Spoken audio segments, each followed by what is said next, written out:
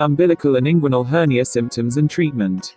A hernia occurs when an organ inside the body, usually the intestine or bladder, pushes through an opening in the abdominal wall. Learn how to spot the signs of two common hernias and when to seek treatment.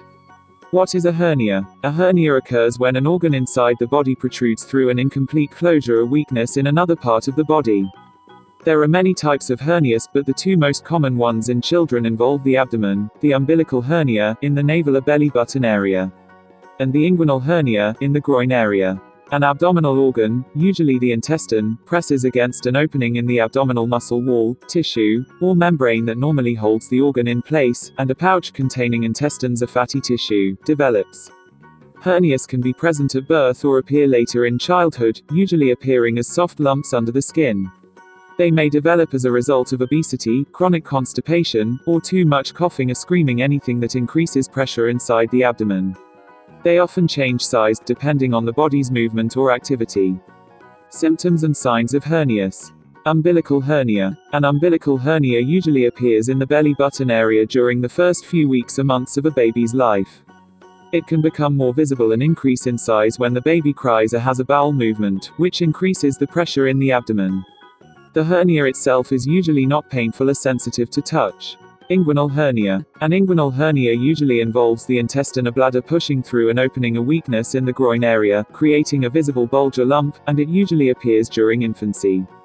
Inguinal hernias can be big or small and may occur on one or both sides of the groin.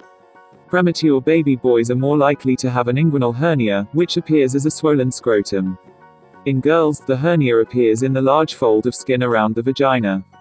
Usually the hernia does not bother the child and the contents of the hernia pouch slide back into place easily. Incarcerated and strangulated hernias. In rare cases, the abdominal contents or intestine can become trapped, or incarcerated, and can't be pushed back into place. Incarcerated hernias are potentially life-threatening. They are extremely painful, hard, swollen, and red or blue in color. They can cut off the blood flow and blood supply, which leads to a strangulated hernia. A strangulated hernia is an emergency. Immediate surgery is required to prevent permanent injury to the intestines. Treatment for hernias. There is no way to prevent hernias in children. Your doctor will check for hernias at well-child appointments, but always consult the doctor if you discover a lump in the baby's navel or groin areas.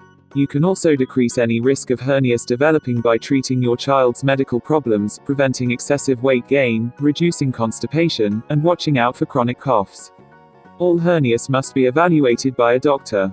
The doctor might be able to push the intestine or bladder back into its place, but the weakness may not always repair itself. Over time, umbilical hernias can disappear on their own without special treatment, but inguinal hernias usually need surgery because they can become incarcerated or strangulated.